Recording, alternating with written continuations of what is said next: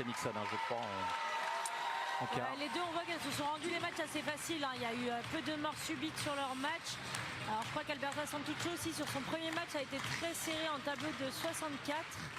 Mais finalement après la journée elle a déroulé son escrime au meilleur niveau. Donc, Allez, je vais vous demander un petit pronostic. Il va falloir se mouiller un peu, Camille. Alors petit pronostic, j'annonce une victoire de l'Italienne. Je dois annoncer le score aussi? Oui. 15-12.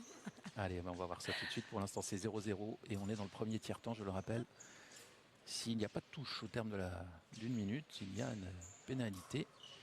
Mais on n'en est pas encore là. La pointe toujours très en l'air, mais vous avez expliqué pourquoi. De l'Italienne.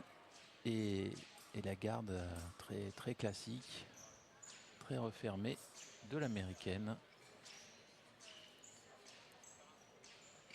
Petit round d'observation, hein, toujours les débuts de match. Ouais, tout à fait. Là, je pense qu'elles sont aussi en train de trouver leur distance, chacune, en train de voir ce qui fait réagir l'adversaire. Et c'est assez fréquent finalement que cette première minute soit une minute d'observation. En tout cas, d'essayer de ressentir l'adversaire, c'est quand même quelque chose qu'on vit beaucoup à l'escrime. Donc là, on a un premier carton jaune de passivité. C'est pas un carton jaune classique, c'est un carton jaune de passivité. C'est parce qu'il y a une minute sans touche. Et si on a 3 minutes sans touche, c'est terminé. Fin du match. Et c'est celle qui mène qui gagne. Ou bien c'est la mieux classée au score, au classement mondial. Ouais, mondial. Donc là, dans ce cas-là, ce serait Santucci, mais ça n'arrivera pas. 3 minutes sans touche, ça n'arrive pas. Non, surtout en finale, là, ce serait quand même bien dommage de finir là-dessus. C'est un peu dommage. Allez, beaucoup de battements de fer, là. Ouais, tout à fait. Ouais, sont proches, les tireuses. Ouais, on voit que l'américaine, elle a changé un peu ses préparations. Elle est partie plus sur des préparations de fer. C'est-à-dire de taper un peu sur le fer de l'adversaire. Puis une attaque qui est parée de l'italienne. Un point partout.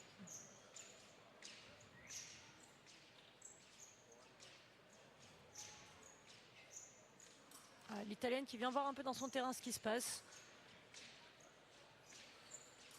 Voilà, avec encore cette pointe devant qui rend difficile pour l'américaine de trouver la bonne distance pour attaquer. Voilà, elle est redoutable, hein, elle est redoutable avec des parades très rapides. Donc une main, franchement une main de fer, hein, cette italienne, c'est très difficile d'être contre elle. Et je pense encore plus sur les droitières où ses octaves, donc les parades en protégeant le bas du corps, ça rentre très bien sur les droitières et elle le fait, franchement elle le fait divinement bien. Donc là en tout cas c'est ce qu'elle vient de faire. Allez, quand elle prend le fer, j'ai l'impression Santucci, c'est difficile de dérober, hein, de faire quoi que ce soit.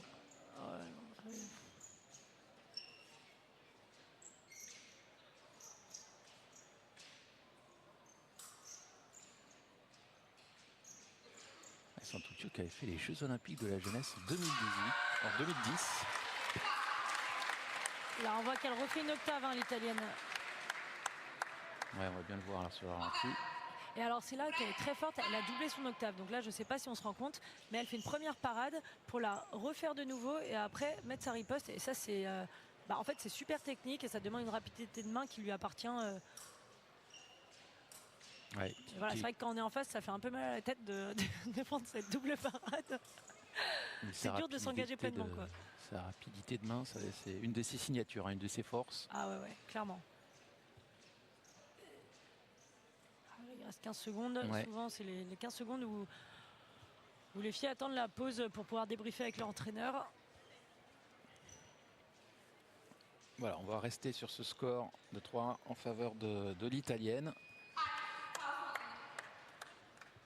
Un qui avait une main solide aussi, j'en profite, c'est pour le citer, c'est le président de la Fédération française d'escrime, Rémi Delhomme, qui avait une très bonne main, épéiste aussi. Bah oui, tout à fait. C'est vrai qu'il se démarquait par sa main, par sa flèche.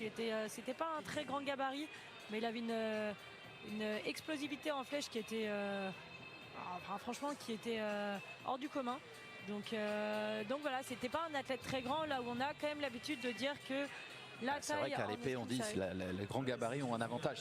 Ouais, bien sûr. En tout cas, c'est vrai que ça donne des avantages de distance.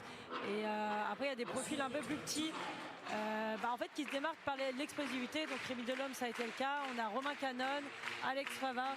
Voilà, c'est des profils qui se sont démarqués par leur explosivité et après par la technique. Et voilà, chez les filles, là, on trouve aussi des athlètes qui se démarquent par l'explosivité sans être très grandes. On a Elodie Van Riessel, Océane Francilione, qui sont des athlètes franchement qui sont impressionnantes, qui ont des qualités physiques qui sont impressionnantes. Et franchement, moi je m'entraîne avec elles et les voir faire des sauts, parce qu'on fait aussi des sauts pour développer de l'explosivité, mais c'est impressionnant de voir ce qu'elles font. Allez, c'est reparti pour le deuxième tiers-temps de cette finale. Peut-être le dernier, hein, ça se trouve le match va s'accélérer. On est à 3-1 en faveur de Alberta Santuccio, vous le voyez. Ouais, avec ce carton jaune de passivité quand même.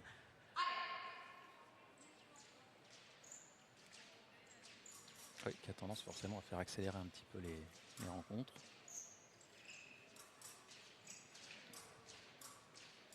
Voilà, on voit les préparations offertes de Siciane pour essayer de déranger les Italiennes, enfin l'Italienne en l'occurrence. Mais c'est vrai que les Italiennes ont tendance à réagir au fer, donc ça veut dire aux préparations où on tape un peu leur fer, puisqu'elles ont un jeu qui est très axé là-dessus. Voilà, elles répondent souvent, donc c'est une façon aussi de les déranger. Donc je trouve ça cohérent. Ouais, voilà, je trouve ça très cohérent de la part de l'Américaine. En tout cas, elle arrive à faire attaquer l'Italienne et donc à lui faire une parade. 3-2.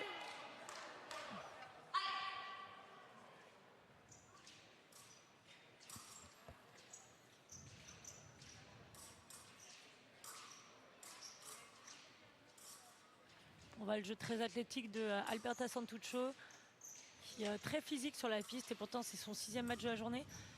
Donc, ouais, on avait parlé de son physique, de son cardio.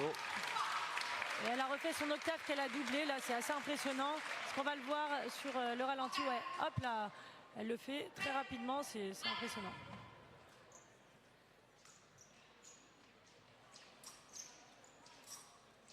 Allez, 2 minutes encore à disputer dans ce deuxième tiers-temps. Et là, on sent l'Américaine un petit peu hésitante quand même. Ouais, tout à fait. Là, on sent qu'elle n'a pas monté le rythme, qu'elle est sur une intensité un peu moyenne. Je pense qu'elle sait que le match va être long et que voilà, c'est une espèce de marathon qu'elle est en train de faire. Elle sait que le match va durer, donc voilà, la touche à la main qui fait du bien, franchement. Ouais. Vous avez vu, elle a levé la main sans toucher en disant à son coach, pardon, elle s'est excusée. Mais je sais, il ne faut pas que je fasse ça.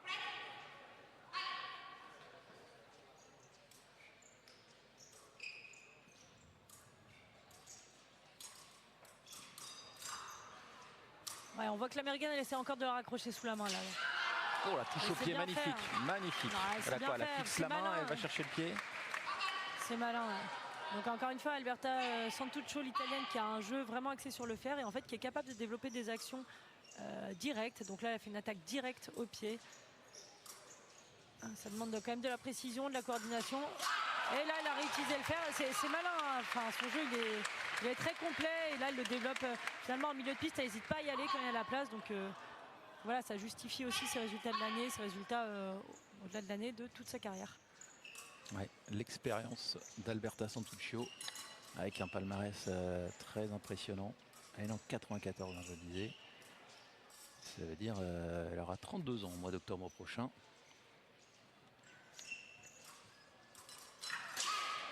Et voilà, elle refait son attaque au fer. Santuccio avec de l'octave. Voilà, encore une fois, ça paraît simple parce qu'elle le fait bien, mais en fait, c'est des actions qui demandent beaucoup de coordination. Ouais, c'est ça qui est incroyable dans le sport de haut niveau, c'est que quand vous regardez, vous avez l'impression que tout est simple. Ah oui. Mais c'est pas le cas quand vous essayez, ça fait pas pareil. Quand on est en face. Et voilà, et trois fois de suite après l'américaine. L'américaine, elle est un peu perdue parce que là, elle prend 3 touches en finalement 30 secondes. 3 fois la même, donc l'attaque en octave de l'italienne. Ouais, je crois que là, elle va avoir bien besoin, Siciane, de la minute pour discuter avec son coach parce qu'elle est un petit peu perdue. Elle se fait avoir à la saignée du bras. Et voilà, et là c'est marrant parce que là elle a changé de sens, elle a fait une attaque en sixte, donc là elle a complètement changé de sens sans Santuccio. Ça montre un peu l'étendue de sa palette technique. Ah oui, on sent l'américaine un peu dans le dur là, elle essaye de de boucher l'hémorragie, on va dire, mais c'est compliqué. Je crois qu'elle n'a qu'une envie, c'est que les dernières secondes passent et essayer d'aller trouver un peu d'aide. Puis avec Santuccio qui la lâche pas, là, c'est l'enfer. Ah, c'est bon, Santuccio accepte d'aller à la pause.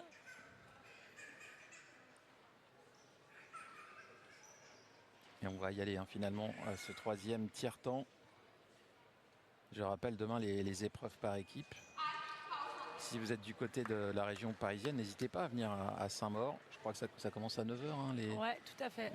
Ça commence à 9h, mais alors les Françaises tireront à 10h30 sur un tableau de 32. Voilà, donc elles arrivent. L'objectif annoncé, ça a clairement été une finale pour les Françaises qui ont eu du mal à se qualifier, on a eu du mal à faire des podiums en équipe cette année, alors que le niveau individuel est je pense un des meilleurs qu'il y a eu sur la dernière décennie, même peut-être. Le niveau est vraiment dense en France, donc voilà, il y a tout à fait la place d'aller chercher des médailles, d'aller chercher la plus belle des médailles sur cette compète par équipe, avec composé donc de Alexandra Louis-Marie, Alia Luthi, Diane Van Kersenbrock et Oriane Malo. Et pour la partie phase finale, ce sera à partir de 15h avec le match pour la 3e place suivi de la finale. Donc une retransmission des phases finales de 15h à 18h. Et vous pouvez voir également tous les matchs, en tout cas sur les 4 pistes principales sur les réseaux. Allez, on va voir si l'américaine a de la ressource et surtout peut trouver une solution. Alors on va voir s'il y a un coaching gagnant là derrière, on va voir si elle va renverser le match, mais là c'est vrai que en tout cas, ce 2e tiers-temps n'a pas été favorable. Coaching gagnant, on va voir. Et Santuccio, elle aussi, elle est bien pourvue en termes de coach. Ouais, ça va. Ça a l'air fonctionné en tout cas.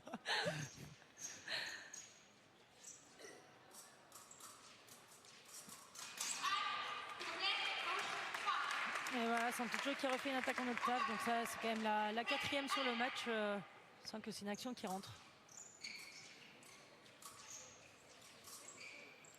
Ouais, l'américaine, on la sent un peu éteinte malgré tout sur ce match, par rapport au match qu'elle a proposé sur Oriane, où elle était tout à fait en maîtrise.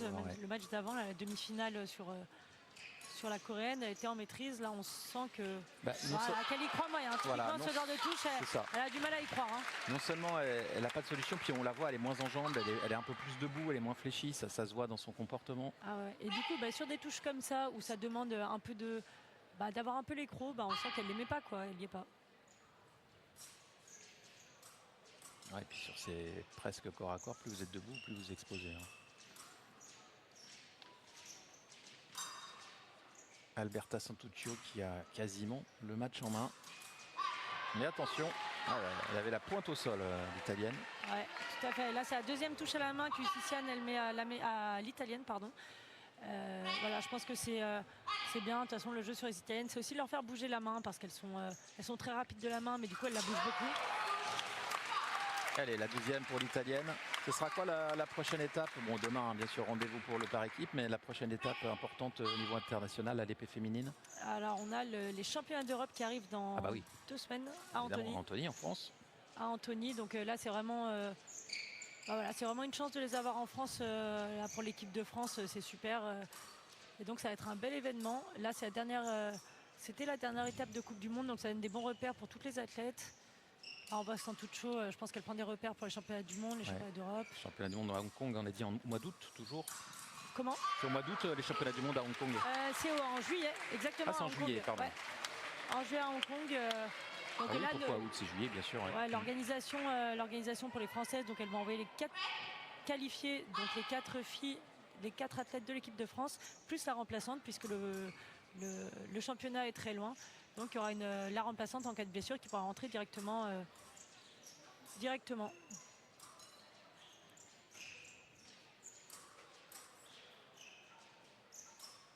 Allez, on ne voit pas comment ce match pourrait échapper à Alberta Santuccio, même si cette fois...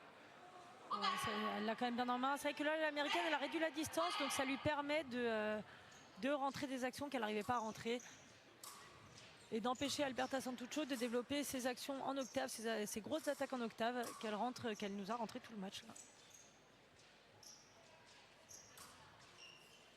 Allez, 1 minute encore.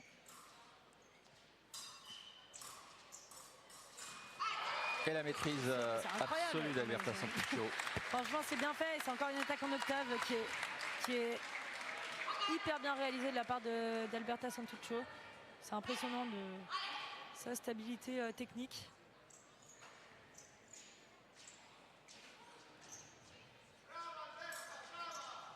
Et on entend les encouragements du clan italien.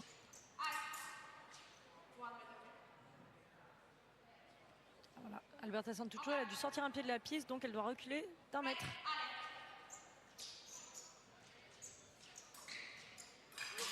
Et voilà, toujours pour terminer, Alberta Santuccio qui inscrit à son déjà glorieux palmarès une victoire sur l'étape française de la Coupe du Monde ici à Saint-Maur. Et elle peut être fière, ouais, elle peut être fière.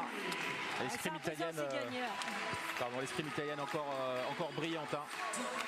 Ouais, une fois de plus, là on voit qu'au bout de sa compétition, elle cherchait, je pense que c'est son objectif, hein, elle était dans les favorites et puis là elle est allée au bout de la compète. C'est vrai que l'hymne italien cette année on l'a beaucoup entendu sur les Coupes du Monde. Ah oui, on entendra encore l'hymne Fratelli d'Italia.